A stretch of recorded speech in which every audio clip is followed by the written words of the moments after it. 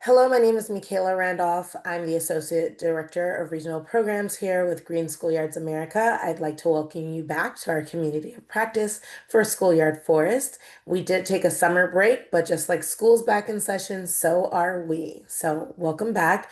We missed y'all and hope that summer has been good to you as many students across the country return back to classes.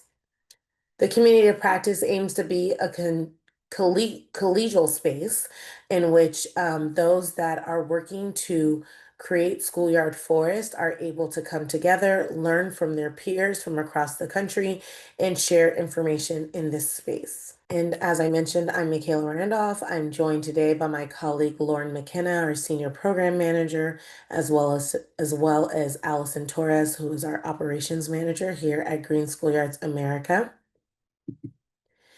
And I've already welcomed you and done some introductions. Just to give you an overview of what else to expect, there'll be a presentation by our guest speakers today, followed by discussion and opportunity for questions. And then we'll just close out with next steps and what to expect next. I just want to name that for those of you that may not know, Green Schoolyards America is a national nonprofit organization working to transform asphalt covered schoolyards into park-like oasis. This community of practice is part of the National Schoolyard Forest System, which aims to which is a large-scale initiative to increase tree canopy on public school grounds across the United States to directly shade and protect pre-K through 12 students from extreme heat and rising temperatures due to climate change.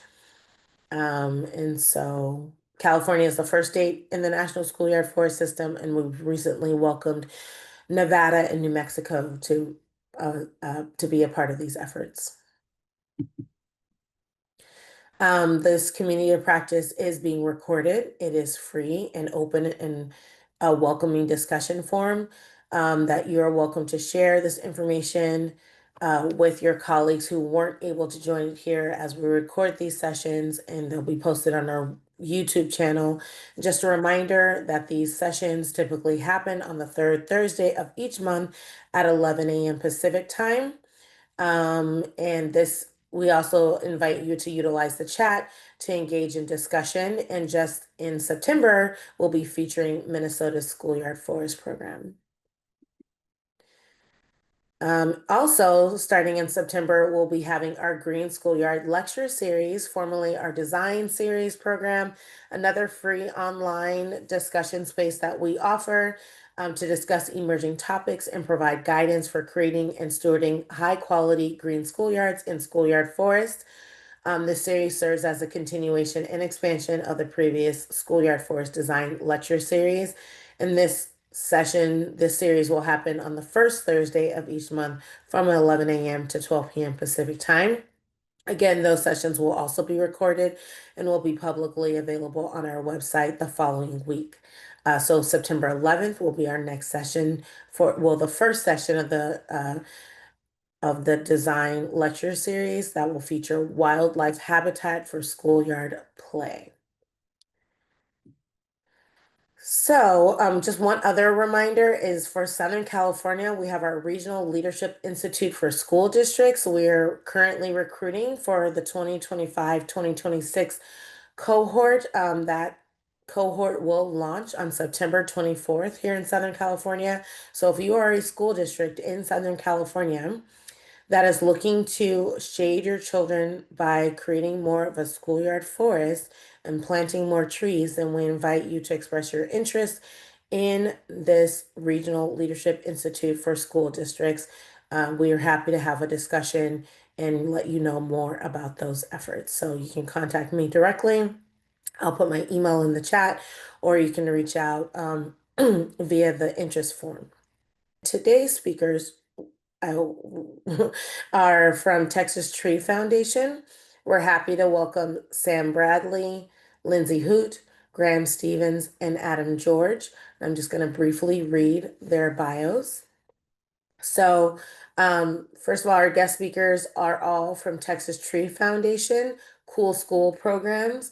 And they will share how they are collaborating with schools in the Dallas-Fort Worth area, Rio Grande Valley, and Yolo County in California to further schoolyard tree planting efforts and build upon schools' natural role as cornerstones of the communities they serve.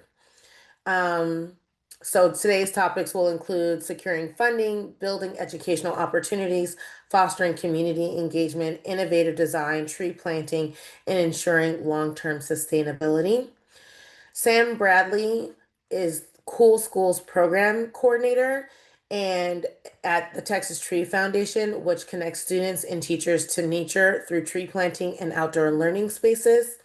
With nearly a decade in ESL and bilingual education, she shifted from classroom teaching to focus on broader community impact. Her work now combines her passion for education, urban planning, and community empowerment. A graduate of UT Arlington with a master's in city and regional planning, she leads program expansion beyond Dallas. Her favorite event is Tree Planting Day, where students plant up to 100 trees, fostering stewardship and environmental awareness. We're also happy to welcome Lindsay Hoot, who is the Cool Schools Dallas-Fort Worth project manager. And in this role, she oversees the design, construction, and implementation of these spaces. She works closely with school staff and stakeholders to understand the needs of these spaces, cultivating nature-based solutions tailored to each site. Lindsay graduated from Texas State University with a Bachelor in Arts in Resource and Environmental Studies. She has over 12 years of experience working professionally in the outdoor education field, working at places like Texas Park and Wildlife, and her true passion is connecting families to nature and exploring all the incredible resources it provides.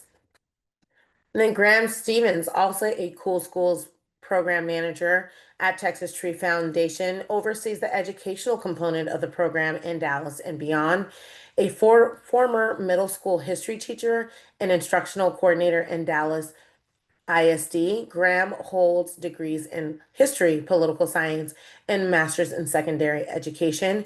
He has a passion for connecting students to nature through outdoor learning and tree planting. Originally from Kentucky, he now lives in Highland Village with his wife, daughter, and dog. Graham brings his love for education and the outdoors together to create meaningful experiences for students across Texas. And lastly, and certainly not least, we're happy to welcome Adam George, who is the Cool Schools education specialist. Adam is the curriculum specialist for Texas Tree Foundation and a North Texas master naturalist. When he's not developing environmental education materials for the Cool Schools program, he spends his free time in nature, practicing mindfulness and creating art. He's passionate about connecting people to nature through storytelling, communication, and creativity. We're so excited and happy to welcome Sam, Lindsay, Graham, and Adam to contribute to this discussion. Thank you all so much for being here. I'm going to stop share and allow you all to share your screen. Thank you.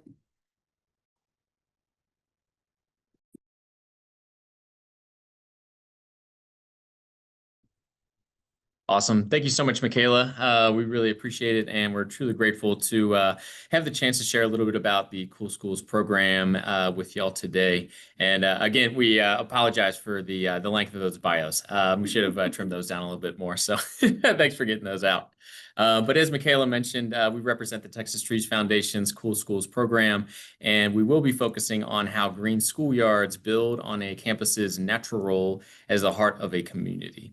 And at its core, Cool Schools is all about connection, strengthening relationships with everyone who engages with our program, creating meaningful opportunities for students, teachers, and neighbors, and equipping schools with the tools they need to sustain vibrant and healthy green spaces for generations. And as Mikaela stated earlier, here is our team that we're going to be presenting. So we have Sam, Lindsay, myself, and Adam. They're going to be here with us. And this is our little image of our entire team. So our agenda for today's community of practice will first overview what a Cool Schools program is and the features that make it so unique. Second, looking at the why, which is the driving force of the Cool Schools program. So connecting students and communities to revived green spaces that may have been underutilized or even disregarded as a whole. And last, looking at years of research and case studies, the how of Cool Schools and what we have learned and how we are also evolving.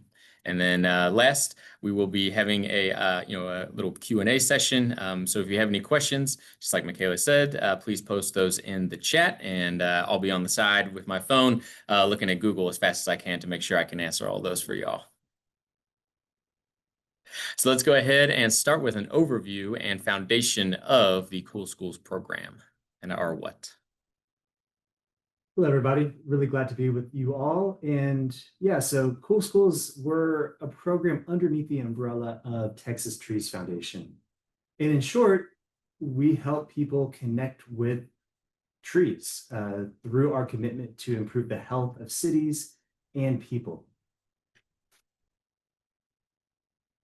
So to start, we're going to be looking at a few of our programming aspects that really define the Cool Schools program as a whole. And one that I truly love is our outreach and engagement activities. And so this is really a cornerstone of the Cool Schools program, is getting out into our communities and engaging people where they are. So this could be, for example, the picture on the left, we are engaging with middle schoolers at a summer camp, learning a little bit about the urban heat island effect and actually happening in the area there in South Dallas. Or it could even be on the right-hand side, we have a tabling event at a local high school engaging for a program that we are going to be holding there this upcoming semester. So just various ways of meeting with community members of all ages in areas and providing education and just awareness about what we're doing and the benefits that trees can provide to our communities. One of my favorite activities, and Sam's too, is the campus-wide tree plantings that we host with our students and teachers, from our pre-K soldiers up to the high school age students. We are encouraging everyone to be hands-on in the transformation process, learning how to properly plant these trees, care for them, and the benefits that trees and urban forests provide. We do tie these events to our educational resources, expanding on urban forestry topics that can be used before, during, and after the tree planting. And I love to say that we are not a cookie cutter program. We welcome the input from the students, staff, and community at each campus we work within through various forms of engagement. This helps us collect feedback on what the school wants, but also addresses what the school lacks, which helps us identify solutions to these needs. And a big piece of how we strive to impact communities is through this people-centered connection. So for all new designs, we host professional developments for teachers, and we also re-engage with older Cool Schools through these PDs as well. And so these trainings introduce teachers to our educational resources and provide them the chance to go outside and really just experience what nature and these outdoor learning areas are like as if they were the students. We give them the opportunity to play and to kind of be a kid again through these sensory-based social emotional activities. And we also have a wide variety of educational programs that fit within these different age groups. A good example is our signature high school program in Dallas, which is called Cool Schools Extended. This provides introductions to urban forestry and green careers and invites students to create their own landscape design. And so the goal here is really placemaking. It's an opportunity for students to have their designs inspire the final tree planting plan and the design of their school. So they kind of are building a legacy here beyond after they graduate. And we've also partnered with a district in Sacramento to deliver nature-based after-school programming to their K-8 students. So sometimes people get a little confused by our name because, as we kind of work in different regions, they think, Texas Trees Foundation, you just might, just work in Texas or just, only strictly plant trees. And so we always say we're a little bit more than both of those things. And so, but at the core, we're a 40-year-old nonprofit. We're based in Dallas, Texas. Our Cool Schools program is we're coming on a decade-long partnership, primarily with Dallas Independent School District. It's our longest standing partnership with the Cool Schools program. With that school district, we've done over 35 campus transformations. However, in the most recent years, in the past couple of years, a lot of different federal and state funding has come our way, as well. Maybe you guys, a lot of you on this call too, have benefited from some of that grant funding. And so we've allowed ourselves to expand to different school districts, one or two districts outside of Sacramento, West Sac and Woodland Unified, as well as two districts in the Rio Grande Valley, which for those of you who don't know, that's kind of the southern border between Texas and Mexico. And we're looking to have completed over 50 campus transformations by the end of next year, so serving close to 50,000 students. All right, so the what of our program showed the tangible pieces of Cool Schools and the effort involved in creating a holistic approach. The why of our program is going to be diving into the deeper aspects that move us towards the goal of seeing nature as a place of learning, understanding, and respect. And before we jump into that, I do want to pose a question to everyone, and you can go ahead and type into the chat. So thinking of nature in this way, as a place of learning, understanding, and respect, what is your connection point to nature? So I'll give you all a moment to write in the chat, and we'll take a moment to check these out. What would you say, Graham, while we're waiting for everybody? Great question, Adam. I would say that my connection point to nature would be just doing any kind of yard work. Love going out, getting my hands dirty, and just spending weekends being outside. Birding for me. I'm really more and more getting into birding and love to see the different migratory birds come through Texas. And I see coming in the trunk of a large and friendly tree, water, all caps, and how it flows through all different areas, hiking, another hiking. Oh, so another farming, gardening, the love of nature, the calmness that it brings, pollinators. Nice variety here. Yeah. More water. Boating. Excellent. Fresh air. That sums it up. Yep. Love it. Awesome. Well, yeah, thank you all for answering that one.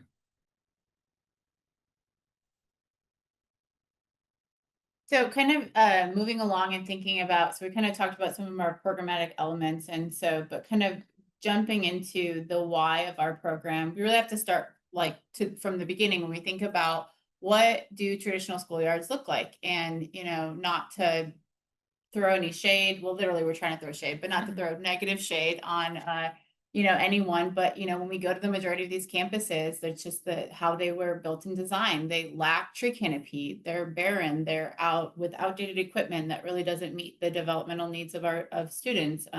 Really, they're the opposite of what we're trying to think about when we think about making a schoolyard forest. And so with that, we don't want to just assume, right? And so for a lot, it's not just, okay, great, so we're going to build something really pretty to counter the ugliness of it. So what we're trying to do is we're looking at, what does the studies say? What is the research behind what is best for students for their developmental needs? What is, some policy requirements and changes that are coming through as we get better with how to design spaces for kids.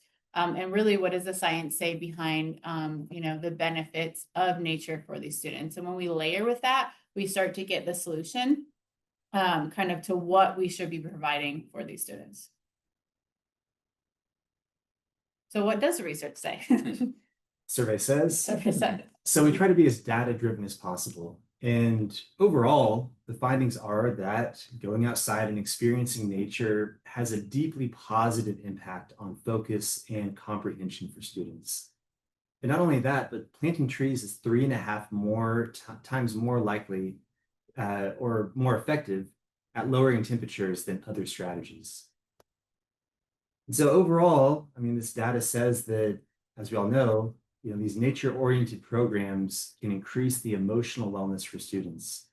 This is everything from improving attention to providing a sense of calm and just promoting an overall sense of well-being.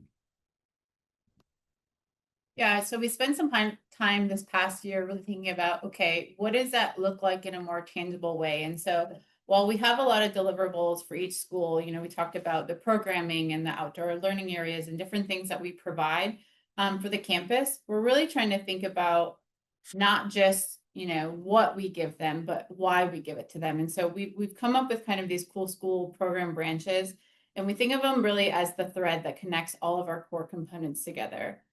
So kind of we really believe that each green schoolyard transformation should be rooted in urban ecology, which also urban kind of forestry is embedded in that too. Understanding that each campus is a living system that is connected to all of us, and it's its own micro ecosystem. And these systems get better used, and you know, the students can better experience them when we intentionally build experiential learning and play opportunities. So it's one thing to make the microforest, but what other kind of aspects and amenities you have to provide so the student can engage in those spaces. And then you can build the spaces, but what does it matter if, you know, they're not being used and they're not getting kind of utilized in the right way, or they're not being maintained? And so thinking about our resilient partnerships over just having engagement. So not just engaging, saying, did we ask enough people what they want, but really building partnerships and connections with the folks that are going to be there long after we are. So the connection points with other nonprofits, other community-based groups, and really connecting and empowering the students and staff themselves. When we do all that, we really start to see that holistic implementation is really what's going to make the program, you know, become resilient. And so that's designing and managing school grounds with systematic thinking, equity in mind, and long-term integration across learning, operations, and culture. And that's what we really believe is at the core of our program. And so thinking about these branches, you know, is really how we start to make it practical. And so we take the data, right? So Adam kind of talked about, we know the research says that students should be outside. We know that, you know, research says nature is good for students. But then we have these school grounds that don't allow them to. So really our program is, how do we build the thing? So like, how do we do the work? What do we provide these students? And so that they can basically get outside and get the benefits of nature. So moving from the specific inner workings of our program and the data-driven techniques that make Cool Schools such a unique approach to the Green Schoolyards movement, the how is going to be a glimpse into where we've been and our continual path towards improvement, looking at a few case studies. Again, always looking to improve the health of the cities and the people through the transformative power of just being out in nature. So we have a quick question here again for y'all. So what are some ways that you, your campus, or organization could connect students to nature? I know that we are just right here back at the beginning of the school year, so this could be a great jumping off point, or a good meeting of the minds of how we are bringing students closer to their understanding of nature, or just connecting with nature. So again, you can type some ideas in the chat, and we will check those out here in a minute. Outdoor education labs sounds interesting. Hikes during field trips. Oh, I love that. Nature journaling, poetry, reflections. Adam, that's you. Yeah. That's my wheelhouse right there. Yeah, the creative, emotional connection to nature. Great. Awesome. Love these answers. Yeah, all encompassing. It's great to get students outside. So we kind of have summed it up a little bit already, but ultimately what the Cool Schools program is we're dedicated to working with schools, and schools as the cornerstone of different communities. And our work focuses on three main components. And these are ultimately the tangible deliverables that we like to implement with every campus. And this is everything from an outdoor classroom. This includes designing and implementing natural playscapes, outdoor seating areas, or outdoor learning materials, things like seating areas or soil observation units, things like that. We also work towards increasing tree canopy. This expands biodiversity and increases that tree canopy by hosting tree plantings with students. This helps to make schoolyards cooler, especially in Texas, and just more useful. This really can help build that partnership with campuses. And we also help provide ongoing tree maintenance and care. And lastly, we try to tie all this together by providing educational resources for teachers. So we have a full suite of 70 plus environmental education lessons that we provide for the teachers at these schools. And then we tie that together with the professional development sessions to really build that connection for teachers to their mini schoolyard forest and host ongoing support. This includes monthly education coalitions where teachers can come together and really discuss nature learning with their peers. Yeah, to note, I want to note that by following the planning and design deliverables, we can really establish where and how to implement these site features. So collecting engagement during the design phase allows us to integrate these plans and concepts that meet the goal of the entire campus. For example, you can think of, sometimes during these meetings, we'll find out that there's an area on campus that students and parents like to gather during the end of the school day to pick up their students. And this space could be hot and need shade. So by planting some trees and maybe adding some seating into that area, we can increase just a few extra minutes of time spent outdoors in nature.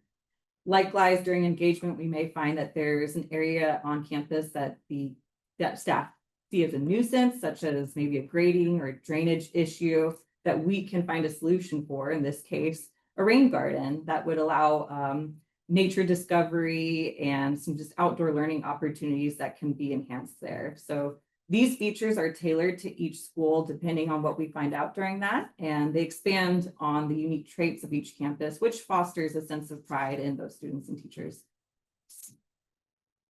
So, Lindsay, what have we learned from all of these early cohorts? Well, Sam mentioned we've spent almost a decade now in Dallas ISD, implemented our program at over 35 campuses. So I think it would be interesting to take a look at two different approaches to our programming. And the first being what I would call a retrofit campus. And so we have Layla Cowart here. It was engaged and then constructed during 2021. This site was selected as part of an interlocal agreement between the city and the district to actually become a neighborhood park during after school hours. There was no active or future renovations taking place. So what we worked with is what we have here. Retrofits can be challenging in times in that you cannot do a major change to any of the existing building or features. However, it does allow you to get creative in you're finding your solutions, and it does typically move faster. As we began engaging with our stakeholders on this project, we learned a lot about the historical significance of this space. Layla Patience Cowart was a longtime teacher in Dallas, and she actually donated her family's farmland to the district in the 1920s. This actually became the future school here in the 1940s. And it was a very neat property. Obviously, this was farmland. It did not have very many trees. It was used for crops itself. Now, fast forward into, this space is quickly being developed. There's lots of houses being built around it. And to meet with those needs, the school is plopping portables all around. So fast growth there. But what we did notice, especially when we were on campus, is that it was very open and welcoming to the local families that lived there. Lots of multi-generational groups playing on the playground, hanging out for a little spot after the school day. Once we started working with the school, a lot of those portables were no longer in use. Some had been removed. Some were removed during our project to create space for the neighborhood park. This forced a lot of collaboration between our staff as well as the district and the maintenance and facilities side, because as you can imagine, there was lots of hidden treasures to find as we began putting a shovel to ground. We also dealt with some other site constraints. They had these beautiful large courtyards that were begging for activation. The space was there. Everybody wanted to do something. It is a little bit tricky to get trees and equipment into those. However, with some blood, sweat, possibly tears, and the help of many community members, we were able to transform that campus, planting over 100 trees where none had stood for the last 100 years. This created a more welcoming space for those families and teachers to get outside. And this is some photos from those courtyards. So the top being a more traditional learning area, with the bottom being more of your social emotional growth, a place where students can come outside, do an art lesson, play with some music. And then we established a walking trail under the existing oaks that were, creating a nice shady path for students to walk to school. Some seating helps, create a nice space for families to wait at the end of the school day. And we really try to emphasize the storytelling aspect here. So ultimately what we're doing is we're helping to help schools build an ownership of the space by making this a collaborative process. And part of what we do is try to return to previous builds to make these campus improvements. This kind of helps them to know that this is an ongoing collaboration. And so you can see a few pictures here. We see some students on the left. This is at Cowart. We went back again after the 2021 build in the spring of this year, and then actually again just a few weeks ago. So these are students that are placing their handprints in a sensory pathway, kind of a social emotional outdoor engagement area. Also, we've done everything from refresh their garden beds, do tree maintenance, painting, and so forth. Also, we do these professional developments to really tie in how to connect their teachers to nature and really make it as engaging as possible. Our second approach is something that we've been doing more recently with Dallas ISD, and that is working within a new build construction. And this one really is new. It was completed at the end of last spring, 2025. And this opportunity was brought to us by the district as a consolidation of 2 elementary schools into 1 large campus. We began the process where they did with the construction itself, with the architects, with the engineers, collaborating throughout to create a cohesive landscape plan that flows from the inside of the building out. It does take years in the making, but it does also allow us to thoughtfully implement our program through innovative and nature-based design. This also allows us to really work on our relationship with the district and establish long-term goals with the campus throughout, also taking into account what the community and the school needs are. While we had the opportunity to work with design teams and attempt concepts that may not necessarily be feasible in a retrofit, there are still challenges. Oftentimes these sites are wiped clean and there's not a lot of mature trees, if any, left to work with. This forces us to invest in a green infrastructure that not only creates an impact now, but can be considered as a beneficial growth and maintenance, what that looks like in the future. As I mentioned, it's not a quick project, so there's lots of communication between partners, our experts, and a lot of challenges and a lot of changes along the way. Because it's a multi-year process, it is important to think about what that long-term engagement plan looks like with your school. There can be turnover, and you want to really keep that relationship moving as the project continues. This school was not classified as a public neighborhood park. However, it was very important to establish an area for the community to gather. And so the previous campuses hosted these fair days, and that was something they wanted to replicate here. And we designed a plaza where tents could be set up, families could come gather, and it still creates a nice little nature exposure, area for families at the beginning or the end of the day.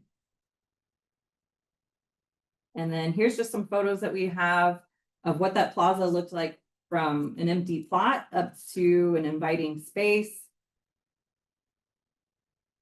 And as I mentioned, it is a large campus. This school specifically can hold over 1,000 students. So we wanted to be really creative in how we can create multiple gathering spaces that would allow for multiple classes to come out during the same time.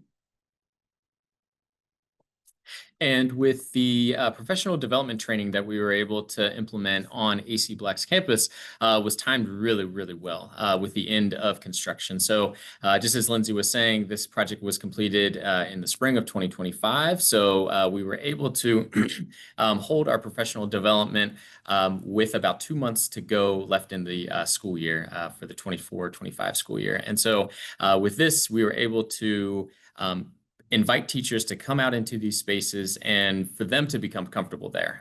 These had just been built. They're in a brand new building, and they are able to experience these spaces and begin to feel comfortable with them in order to make sure that they can hold classes and invite their own students out into these brand new spaces to hold, purposeful lessons, to really bring out the benefit of teaching outside and having some of that outdoor instruction. So here are a couple pictures of Adam and I in various spaces in that back outdoor learning area, as well as some teachers utilizing the picnic tables there for our professional development.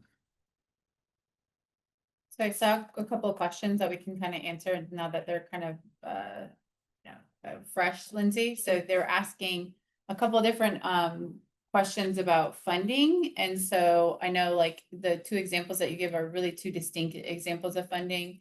And so one kind of method, because we're definitely, have to look at other, funding sources outside of the schoolyard grants, specifically in California as well. So we're used to that as well. But kind of our original model was really getting, donors. So looking at opportunities, sponsorships, different other, entities, philanthropists like that want to sponsor cool schools. And so our first tranche of schools was actually funded by a local foundation here who basically helped us do proof of concept. Once we had that proof of concept, we were like, hey, look what we did.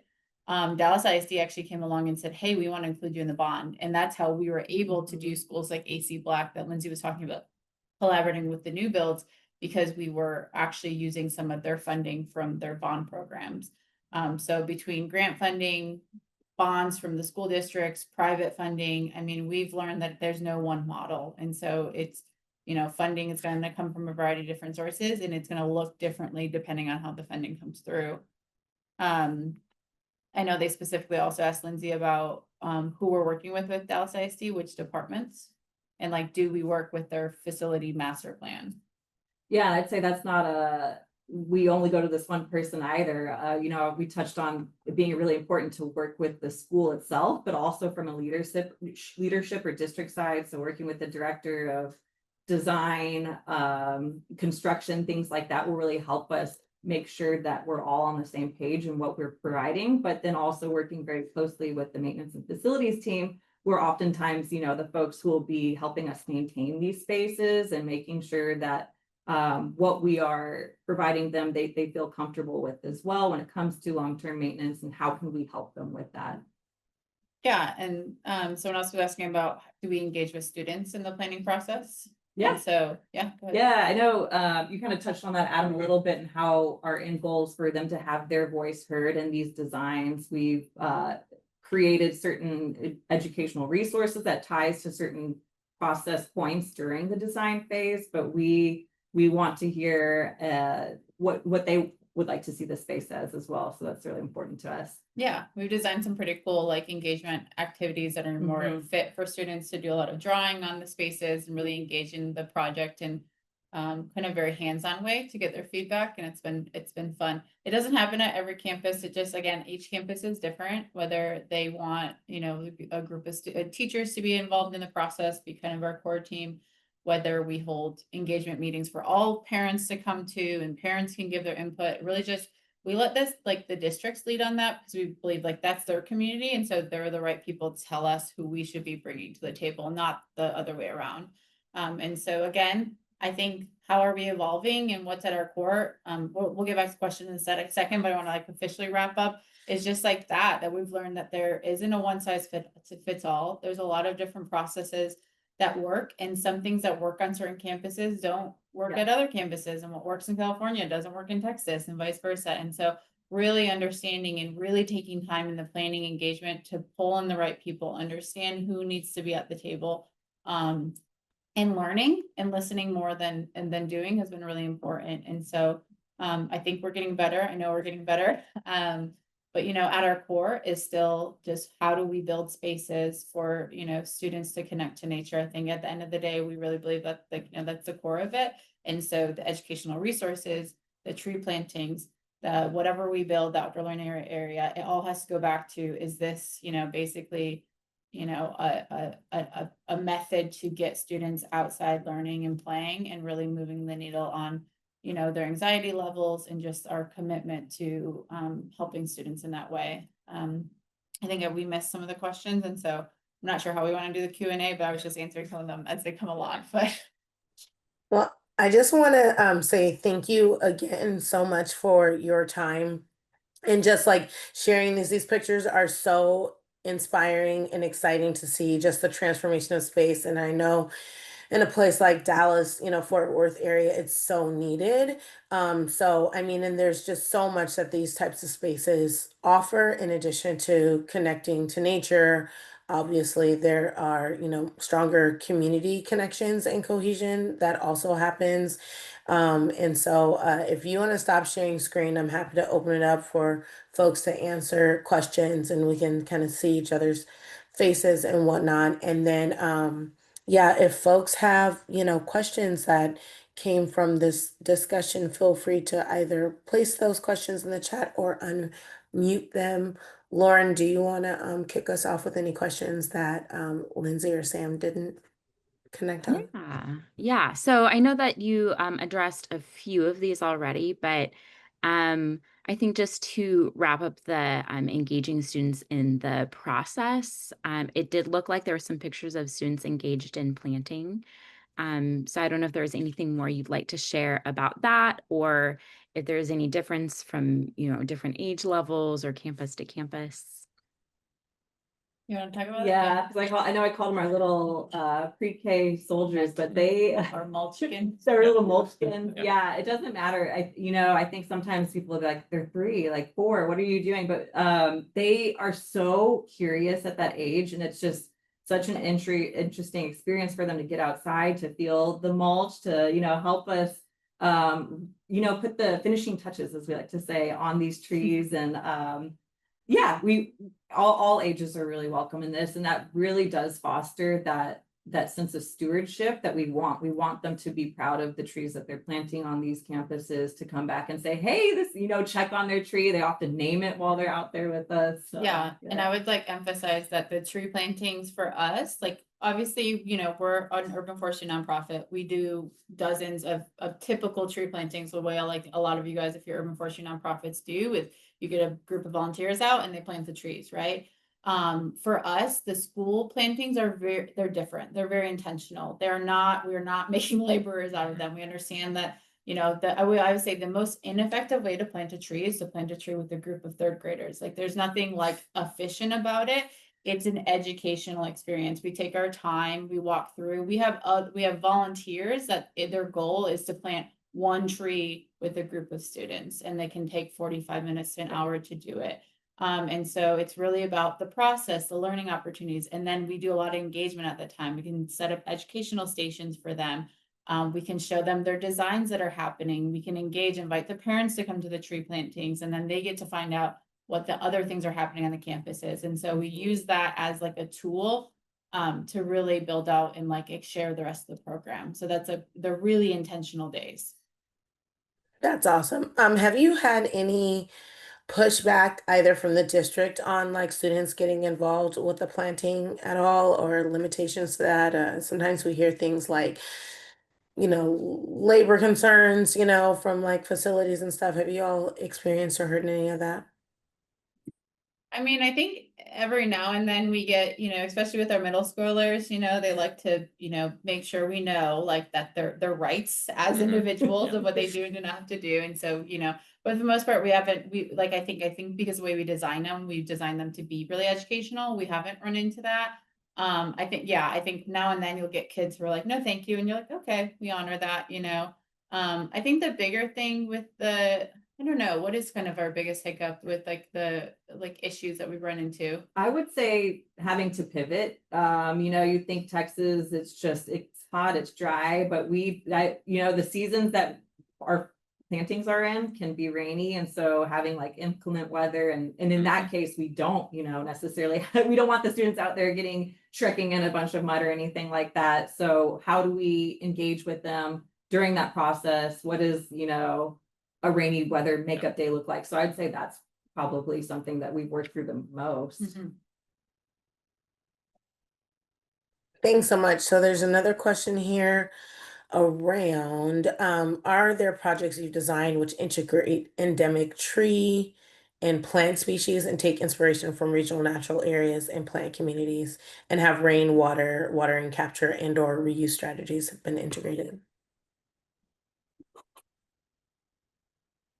Lindsay, you want to tackle it? I was looking for tackle that it, question. I so. missed the first part of existing trees, or was it? Have you designed, have any of your projects designed, which integrate endemic tree and plant species and take inspiration from regional natural areas and plant communities? I mean, good things we haven't done yet with RGB. I think is Yeah, I think that's obviously a really important aspect of our program, something we want to work towards as we get into Rio Grande Valley. That's a very unique ecosystem, different from what we're dealing with up here. It's a Tamaulipas and thorns forest, very different species, also needs to be drought tolerant, heat tolerant. So those are what we are going to be planting down there. We don't want to force anything that, will struggle through that, first establishment years and then, fail later on. So that is something that we designed for here in Dallas. I can think of, there's a few unique properties that have like a post oak savanna kind of ecosystem. And so we're even within this little, small little sliver of Dallas, we're dealing with some different types of tree species that have sandier soils and things like that we have to incorporate.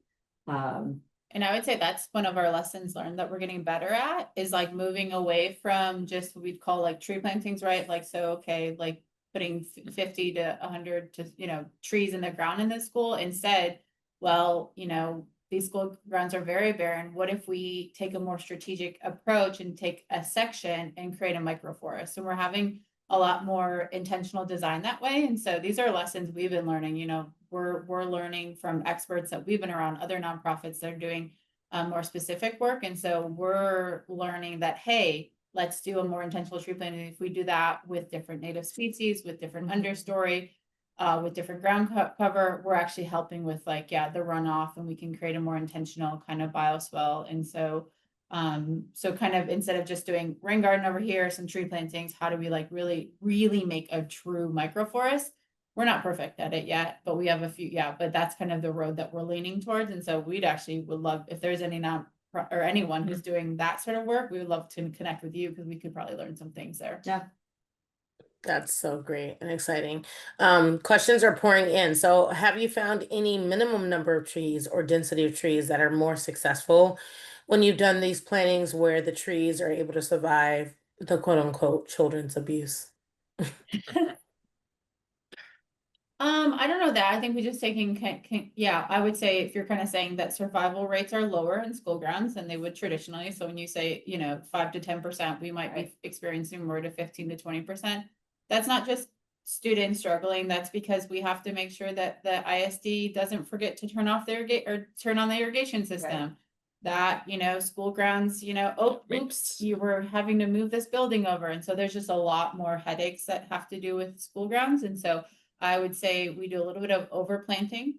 We're looking towards multi-phase plantings now. So how do we do, 50 trees one spring, come back a year or two later, do the understory trees once they've kind of grown a little bit.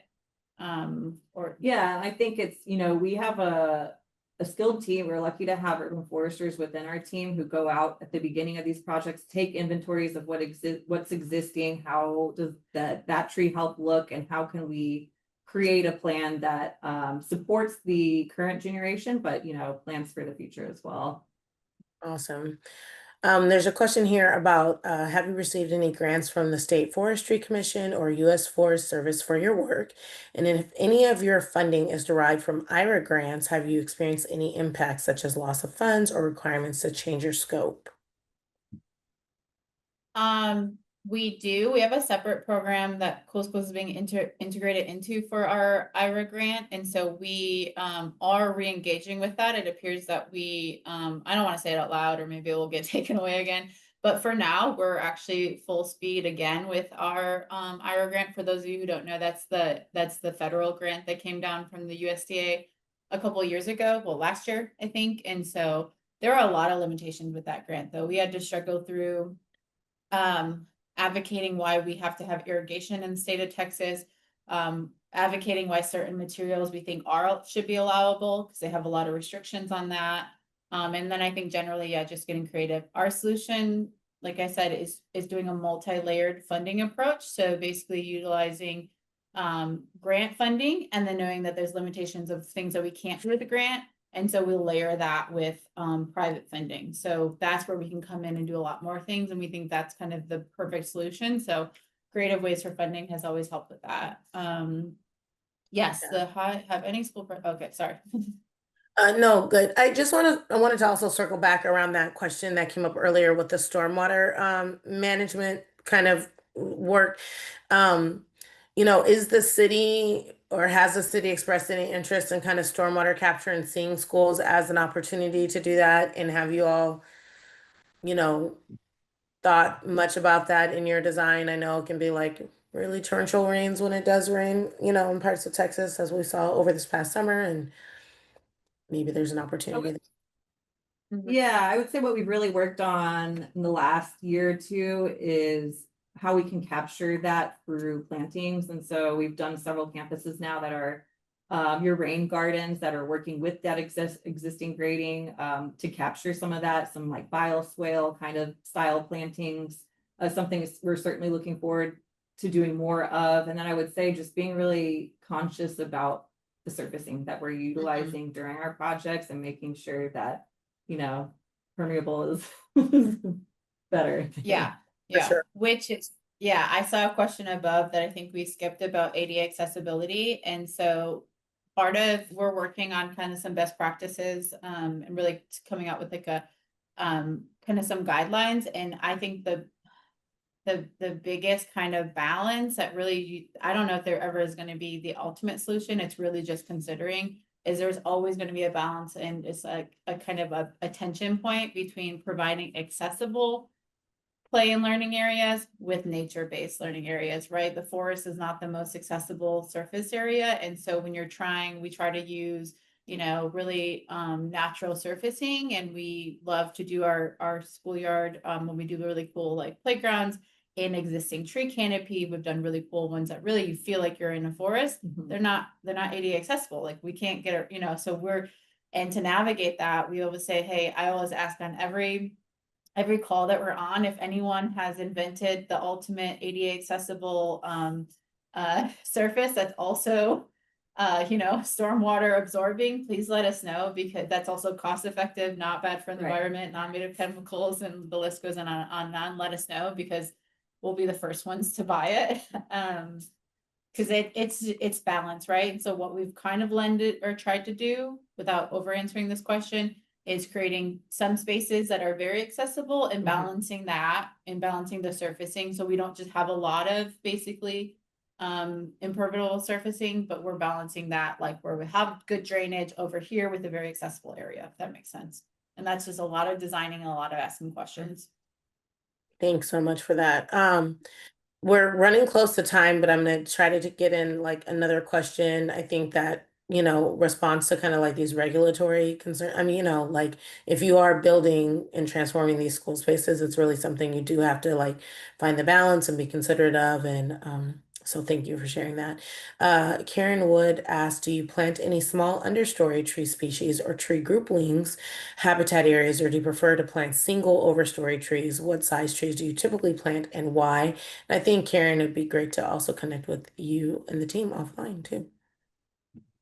Oh, absolutely, yes, please Mhm. connect with Yeah, you're us, asking and a lot if of you great- are, Yeah. yeah, if you wanna get into design, yeah, but the simple answer is yes. Yes, and thank you for bringing that up. That is, we definitely like to have our understory trees, and that's kind of what Sam, you were touching on, about the phase plantings too, is if we can get those larger canopy trees in for that shade, and then, come in a season or year later, and then do some of those understories. That way they're not getting scorched, upon immediate planting. That's what we found the most success in. And I think it provides educational opportunities when you're not seeing the same tree. You have something to learn from every species that you plant. So we love to keep it really diverse in that way. We do typically plant 30-gallon trees just because they tend to weather that student play a little bit more, not just students, but also maintenance on this. If it's a little bit larger, we feel that they're seen a little bit better by the mowers and weed whackers and things like that. But I would say 15 to 30-gallon trees are Yeah. typical. And we know that's I've learned that's large for California. So California typically does 15s. And so when I brought up that we do 30s and 45s, some of that is just because we get city trees and that's the permitting requirement. And so again, having to, work with the city and what we get. And that's the requirement is 30 to 45 whenever it's considered a mitigation tree. So Awesome. If you wouldn't mind, whoever wants to take on some of these questions, just to drop your email in the chat. If as some of these questions continue, we can tell that folks are really like on the ground, like getting this work done across the country, and it's really exciting to see these questions come up. I just want to take a moment to thank each and every one of you for your time and sharing this exciting work that's happening in the Dallas, Texas area. I think it's, as I said, exciting, and it's really been very inspiring to see those transformational spaces. And just a reminder, our next community of practice will happen September 18th, featuring Minnesota's School Forest program. Really good information there. We look forward to you continuing to continue the conversation with us. Feel free to reach out if you have any questions around this community of practice or Schoolyard Forest, and continue to grow, plant, and inspire minds. I would say thank you so much for your time today. Lauren has dropped key links in the chat. Feel free to share the recording when it's available with key audiences. So thanks so much.